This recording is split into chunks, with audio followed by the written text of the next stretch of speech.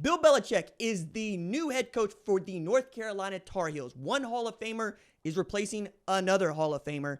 And this marks a really important inflection point in college football, but also I'm muted in my response. I'm going to talk about why, also answer the headline. What's up, kinfolk? It's RJ Young. I am not on a step mill. If this is your first time watching the #1 college football show, please subscribe to the channel and ring that bell so you don't miss any of the segments that we do here on the show. We talk college football 24/7, 365, and I absolutely love this sport. Yesterday, because you're watching this on Thursday, Bill Belichick accepted an offer to be the new head coach at North Carolina. And this was a wild and rocky story, one that I wasn't entirely sure that we needed to cover here until A, it became news, and B, there's some folks that really want to talk about this. And many of them come from the NFL. I think in college football, it's kind of cool, right? But it's not unusual, right? It's really not. Jimmy Johnson at Miami, Barry Switzer at Dallas and Oklahoma. I mean, we can keep going down the line here. Pete Carroll, we can go. Steve Spurrier. Guys go from the NFL to college and college to the NFL all the time.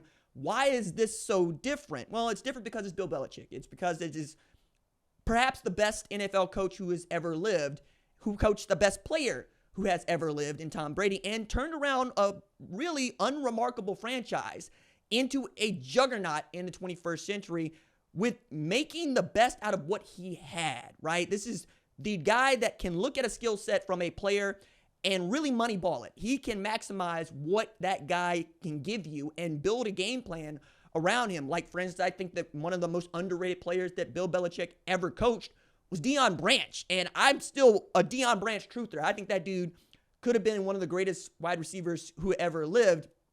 And yet, when you got a guy like Troy Brown who's going both ways, right, it's really difficult to tell to make that designation. Or a guy like Julian Edelman who shows up and shows out, right? A guy like Danny Woodhead. I mean, we can keep going down the line on who these folks are that he has found. 6th round draft pick Tom Brady, hello, and turned into absolute players. And guys that, frankly, were great players before they got to New England that became better players. Like Corey Dillon, okay, but Randy Moss, absolutely. Identifying Rob Gronkowski, identifying Aaron Hernandez as a football player. The rest of it, I'm going to leave to somebody else to talk about.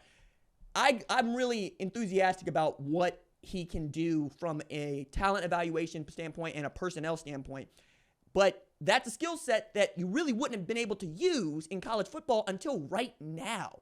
Because now, name, image, and likeness is basically a contract. Transfer portal is basically free agency. And we're seeing guys that even are leaving teams that are good, right? Where they were starters. Say, I mean, we're thinking about Darren Mensah going from Tulane to Duke. Or Malik Murphy, who was on a 9-win Duke team, going from there to wherever, right, after starting out at Texas. We can keep doing this. Ohio State had Quinn Ewers for a hot second when he went back to Texas. It's just part and parcel to what we're doing. I think we're going to see more and more of guys playing at 2 and 3 different universities before they get out of here. The only thing that is different from the NFL and college football right now is the distribution of money. There is no collective bargaining agreement for players and the universities. But there is a salary cap, right? $20.5 million is what it's going to be in 7 months. And we've already seen these third-party institutions sending out paperwork with language that has buyout clauses in it, that guarantees an amount of money that really is working within the number that is 20.5 that nobody can spend over, and there's going to be some oversight for that.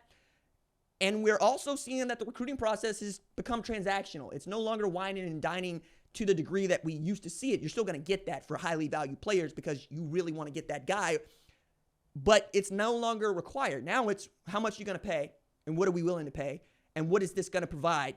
And what you're trying to secure if you're the university is all the rights to the player and their image and their likeness and their marketing so that it doesn't get split up and you get to sell that at profit, right? That's the idea here.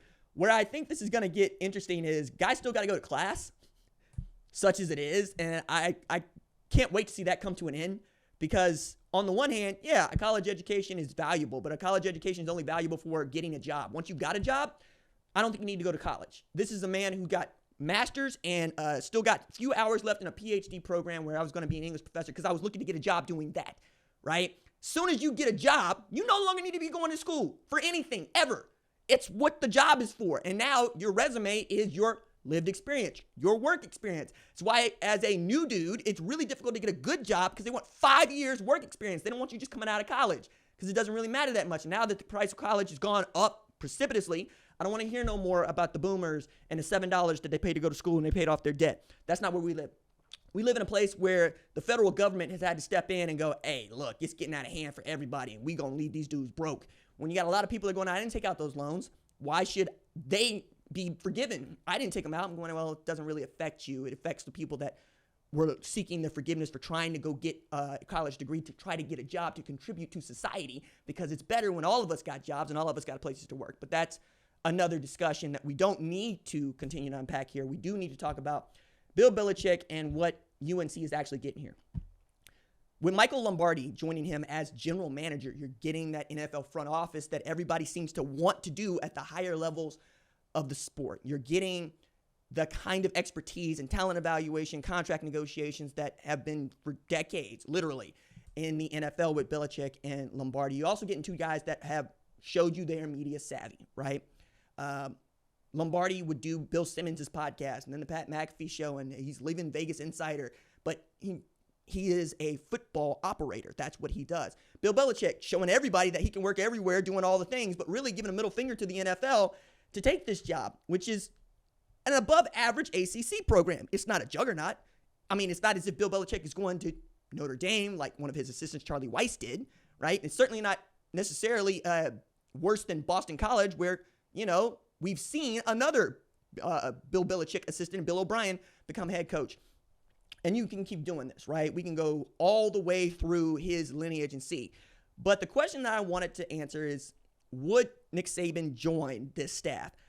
Not as an on-the-field coach, and I don't really see him doing much with this. They're about the same age, right? Bill Belichick is 72 years old, and Nick Saban retired. Bill Belichick also, the reason I'm bringing this up, and this is brought to me, and I was asked to answer that question, they're besties. They're football besties. And Belichick has said, Nick is the best football coach I've ever met in my life. He didn't say I am. He didn't say second to me. He said Nick Saban. Imagine if Nick Saban is on a staff with Bill Belichick again, like they were together at the Cleveland Browns. That'd be a lot of fun, right, for all of us. Meanwhile, Mac Brown's like, damn, y'all fired me and went to go get Bill Belichick.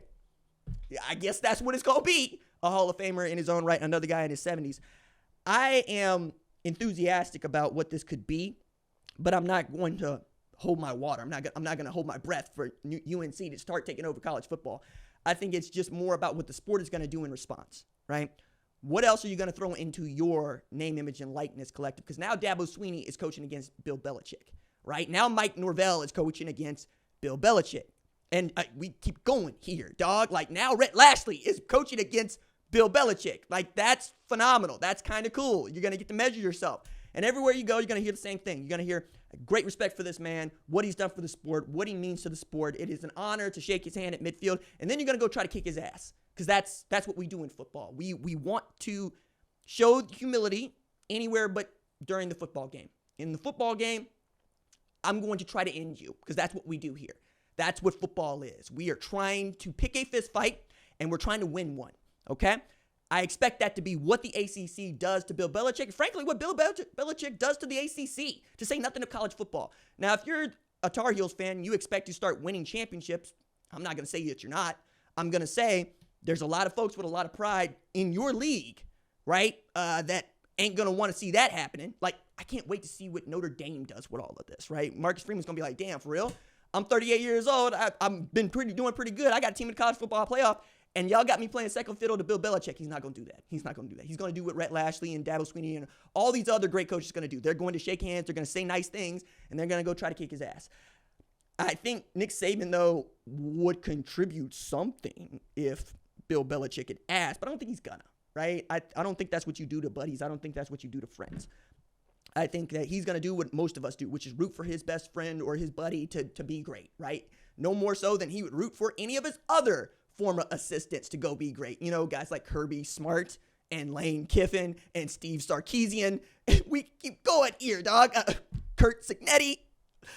Between the two of those guys, you could probably cover. I'll bet there is not a single degree of separation between them and anybody else who's connected to football. I think you can draw dots to everybody and Nick Saban and Bill Belichick and cover the entire sport going back the last 100 years. I'm almost certain you could do that, given what they have done, their influence in the game, how long they've been around the game, and what they have meant to the many people that make up the game. And as far as my expectations for them in year one, I couldn't begin to tell you. I don't know what the offensive coordinator is going to be or who that's going to be. I know many people think that his son Steve is going to be the DC, if not the head coach in waiting, which I don't know that I would do, but, we'll see.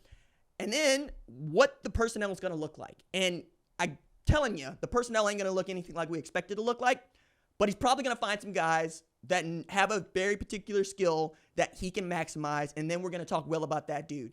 I'm more interested to see what the product is once we get to playing football in 2025 at UNC and less about what it's going to look like right now. But like you, I'm intrigued by the Bill Belichick experience in college football.